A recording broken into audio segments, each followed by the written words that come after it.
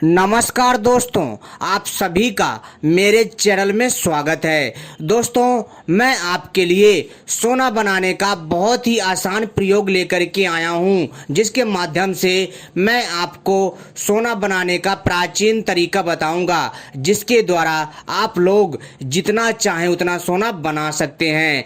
तो दोस्तों, मैं 15 दिनों से वीडियो नहीं डाल पा रहा हूं अपने इस चैनल पर, उसके लिए मैं आप सभी से क्षमा मांगता हूं, क्योंकि दोस्तों मैं किसी कार्य से बाहर जा रखा था, जिसके वजह से मैं आप लोगों के लिए इस चैनल पर कोई भी वीडियो अपलोड नहीं कर सका। उसके लिए मैं आप सभी से दिल से क्षमा मांगता हूं।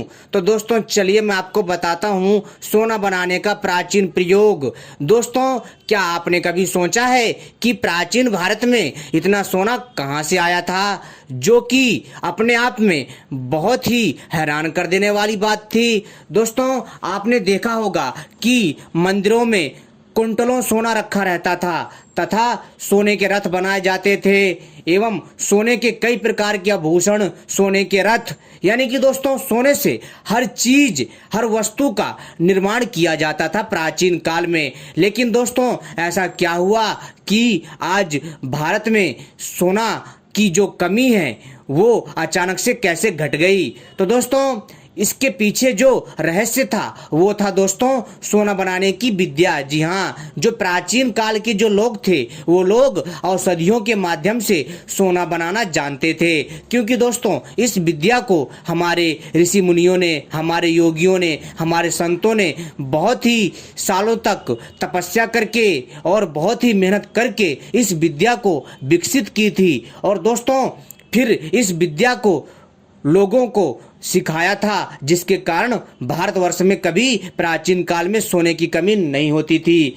तो दोस्तों क्या है ना कि आजकल इसके जानकार बहुत कम हैं, क्योंकि दोस्तों इस विद्या का लोप हो चुका है। लेकिन दोस्तों अगर कोई व्यक्ति प्रयास करता है और दोस्तों जो भी व्यक्ति आयुर्वेद का अच्छा सा जानकार होगा या फिर आयुर्वेद के बारे में थोड़ा बहुत जानता होगा, तो दोस्तों वो लोग भली भांति प्रकार से सोना बनाने की विद्या को सही प्रकार से जान सकते हैं। क्योंकि दोस्तों सोना बनाने की जो विद्या थी भारत में सदियों पुरानी है, जिसके माध्यम से सोना बनाया जा सकता है। लेकिन दोस्तों आजकल लोगों को विश्वास नहीं होगा कि औषधियों के माध्यम से भी सोना बनाया जाता है। तो दोस्तों मैं उनके लिए बता देना चाहता हूं कि प्राचीन काल में औषधियों के माध्यम से सोना बनाया जाता था, वो भी थोड़ी बहुत मात्रा में नहीं। जी हाँ दोस्तों, वो भी कुंटलों में सोना बनाया जाता था, अर्थात 100 किलो, 1000 किलो, 10 किलो, यानी कि दोस्तों जितनी आवश्यकता थी प्राचीन काल में उतना सोना बनाया जाता था। अगर मान लो कि प्राचीन काल में सोने का रथ बनाना होता था तो दोस्तों आप समझ सकते होंगे कि कितना सारा सोना बनाया जाता होगा। लेकिन बहुत सारे ऐसे लोग हैं जो इस चीज पर भरोसा नहीं करेंगे। लेकिन दोस्तों मैं आपकी जानकारी के लिए बता देना चाहूंगा कि दोस्तों जिस टाइम पर हमारा भारत अंग्रेजों का गुलाम था, उस टाइम पर भी किसी व्यक्ति ने इस विद्या का मजाक उड़ाया था। तब दोस्तों हमारे कई विद्वानों ने मिलकर के, जी हाँ दोस्तों, कई विद्वानों ने मिलकर के दोस्तों उन्होंने औषधियों के माध्यम से, जी हाँ दोस्तों, औषधियों के माध्यम से उन लोगों को सोना बना करके दिखाया था जो लोग जो है उपहास बना रहे थे। जी हाँ दोस्तों, ये बात है अंग्रेजों के काल की, जिस टाइम पर अंग्रेजों का भारत में शासन था। तो दोस्तों उस टाइम पर आज़ादी की लड़ाई लड़ी जा रही थी। तब गांधी जी के सामने इस चीज़ की चर्चा हुई और गांधी जी ने इस चीज़ को मजाक में लिया। तब दोस्तों हमारे एक जानकार थे इस विद्या के, तो उन्होंने गांधी जी से कहा कि गांधी जी आप आयुर्वेद के बारे में क्या जानते हैं, आप रसायन शास्त्र के बारे में क्या जानते हैं, मैं आपको सोना बना करके दिखाऊंगा। तब गांधी जी ने इसको मजाक में लिया। तब दोस्तों उस विद्वान व्यक्ति ने, अर्थात उस महाज्ञानी व्यक्ति ने दोस्तों तत्काल जो है बनारस की ओर पलायन करा और दोस्तों उन्होंने सामग्रियां इकट्ठा करी और दोस्तों गांधी जी को, जी हाँ दोस्तों, उन्होंने गांधी जी को सोना बना करके दिखाया। दोस्तों आज भी यह शिलालेख जिसमें लिखा हुआ है कि औषधियों के माध्यम से सोना बनाया गया था, वो आज भी दिल्ली के बिरला मंदिर में कहीं स्थापित है। तो दोस्तों, जिनको भी डाउट है वो लोग जो है नेट पर भी सर्च कर सकते हैं, गूगल पर सर्च करके देख सकते हैं। तो दोस्तों चलिए मैं आपको बताता हूं प्राचीन सोना बनाने की विद्या के बारे में। लेकिन दोस्तों, सोना बनाना इतना आसान नहीं होता है, मैंने आपको कई बार कहा है। इसके लिए बहुत ही कठिन तप करने की आवश्यकता होती है, बहुत ही ज़्यादा मेहनत करने की आवश्यकता होती है, तभी दोस्तों हम लोग सोना बनाना सीख सकते हैं। एक बार में कोई भी व्यक्ति सोना बनाने की विद्या में सफल नहीं हो सकता, क्योंकि दोस्तों इसमें बहुत ही ज़्यादा ध्यान रखना पड़ता है कि कितनी औषधि की मात्रा हो और तथा कितनी दूसरी धातुओं की मात्रा ली जाए, तथा तापमान कितना होना चाहिए। तापमान के बारे में भी बहुत कुछ ध्यान रखना पड़ता है। तो दोस्तों इस चीज़ को आपको सोचना पड़ेगा। तो दोस्तों सबसे पहले चलिए मैं आपको बता देता हूं अब सोना बनाने का प्राचीन प्रयोग, जिसके माध्यम से अगर आप सीख गए तो दोस्तों अपने मन के मुताबिक सोना बना सकते हैं। लेकिन दोस्तों इस क्रिया में हर कोई इतनी जल्दी आसानी से सफल नहीं हो सकता है। इसके लिए लगातार और निरंतर प्रयास करने की आवश्यकता है। जी हाँ दोस्तों, तभी आप लोग इस पे सफल हो सकते हैं। क्योंकि दोस्तों यह जानकारी मैं आपको स्वर्ण तंत्रम नामक पुस्तक से दे रहा हूँ, जिसमें सोना बनाने के अनेकों प्रयोग बताए गए हैं, और उसी से ही मैं आपको ये चीज़ें बता रहा हूँ ताकि आपके ज्ञान में वृद्धि कर सके। बेशक आप लोग अगर सोना नहीं बना पाते, लेकिन दोस्तों कम से कम आपको अपने इतिहास के बारे में जो आपका गौरवमय इतिहास है उसके बारे में आपको जानकारी तो हो जाएगी कम से कम। तो दोस्तों चलिए मैं आपको बताता हूं सोना बनाने का प्राचीन प्रयोग। अगर आप सीख गए तो दोस्तों आप चाहो उतना सोना बना सकते हो। तो दोस्तों चलिए मैं बताता हूं वह प्रयोग को किस प्रकार से करना है। सबसे पहले दोस्तों, जी हाँ दोस्तों, सबसे पहले आपको कटु रक्त बिंबी की बेल चाहिए। जी हाँ, आपको सबसे पहले कटु रक्त बिंबी की आपको बेल चाहिए, जिसको रिद्धिवल्ली भी कहते हैं। दोस्तों आपको ध्यान रखना है कि कटु रक्त बिंबी यानी दोस्तों कड़वा बिंबी होना चाहिए। आपको इस वीडियो में फोटो दिख रही होगी, यह कटु रक्त बिंबी की बेल है, इसमें फल है, इसके 5 अंगों का रस निकालना है। इस चीज़ का ध्यान रखिएगा, अर्थात इस बेल के 5 अंशों का रस निकालना है, ठीक है, एक साथ।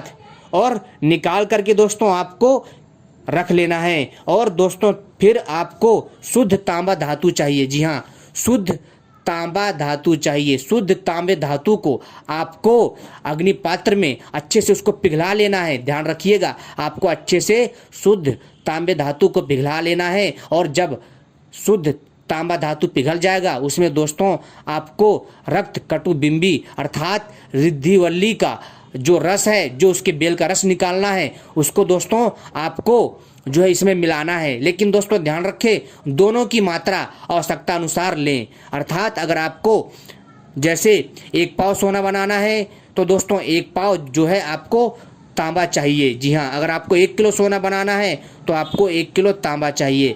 तो दोस्तों आपको जितनी आवश्यकता है उसके हिसाब से आप इस क्रिया को कर सकते हैं, ठीक है। तो दोस्तों सबसे पहले आप थोड़ी मात्रा में तांबा लीजिएगा, लगभग दोस्तों आपको 250 ग्राम अर्थात 1 पाव तांबा धातु लेना है शुद्ध, और उसको पिघला लेना है, ठीक है। और इसके बाद दोस्तों आपको इसी में रक्त बिंबी, जी हाँ दोस्तों, कटु रक्त बिंबी जिसका स्वाद कड़वा होता है, ठीक है। तो दोस्तों इसका रस मिला लेना है 5 अंगों का इसमें। और मिलाने के बाद अच्छे से दोस्तों जब आप इस चीज़ को अच्छे से मिला लेंगे तो दोस्तों आप देखेंगे कि जो तांबा धातु है वह शुद्ध सोने में तब्दील हो जाएगा, अर्थात तांबा सोना बन जाएगा।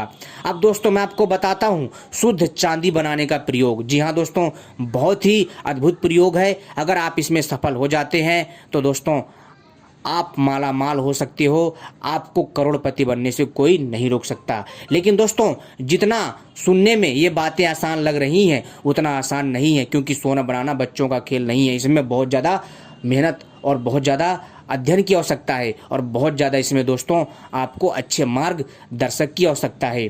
अब दोस्तों आपको चांदी बनाने के लिए क्या करना है, जो कि मैं आपको चांदी बनाने का प्रयोग बताने जा रहा हूं।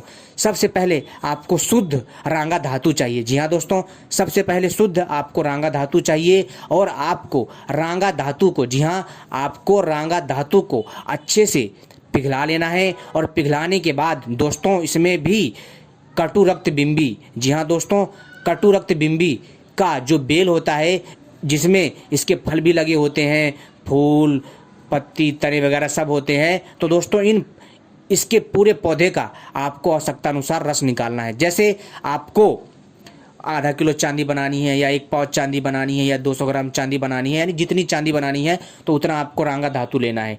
ठीक है। और दोस्तों उसी में ही आपको क्या करना है कि उसी में ही आपको रक्त बिंबी के बेल का रस मिला लेना है। लेकिन ध्यान रखिएगा, रांगा धातु को पिघला लीजिएगा, तब उसमें आपको कटु रक्त बिंबी का जो रस है उसके पौधे का, उसके बेल का, उसको उसमें मिलाना है आवश्यकता अनुसार।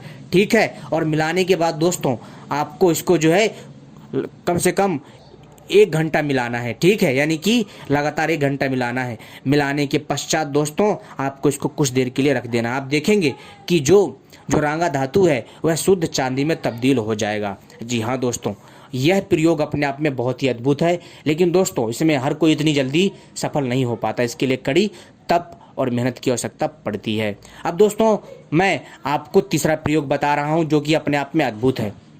दोस्तों आपको क्या करना है कि आपने जी हाँ दोस्तों, आपने जिस रांगा धातु से आपने चांदी बनाई है, तो दोस्तों उस चांदी को, जी हाँ, उस चांदी धातु को आपको क्या करना है, उस चांदी को पिघला लीजिए। लेकिन ध्यान रखिएगा, चांदी पिघली हुई रूप में होना चाहिए, अर्थात चांदी को आपको पिघला करके ही रखना है। और उसमें दोस्तों आपको इसी कटु रक्त बिंबी यानी कि रिद्धिवल्ली के बेल का रस मिला लेना अच्छे से, और मिला करके दोस्तों इसको आपको रख लेना है। और दोस्तों फिर आपको दोस्तों क्या करना है, इसमें से एक रत्ती निकाल लीजिएगा। ठीक है। और बाकी को भी रखे रहिएगा दोस्तों। और दोस्तों आप जैसे ही तांबा में, जी हाँ दोस्तों, जैसे ही आप इसको तांबा में मिलाएंगे तो दोस्तों तांबा सोने में तब्दील हो जाएगा। जी हाँ दोस्तों, और जैसे ही दोस्तों आप जो है इस चीज़ को अगर सफ़ेद तांबे में मिलाएंगे तो सफ़ेद तांबा भी जो है दोस्तों वह शुद्ध सोने में तब्दील हो जाएगा। दोस्तों यह प्रयोग अपने आप में बहुत हैरान कर देने वाला है।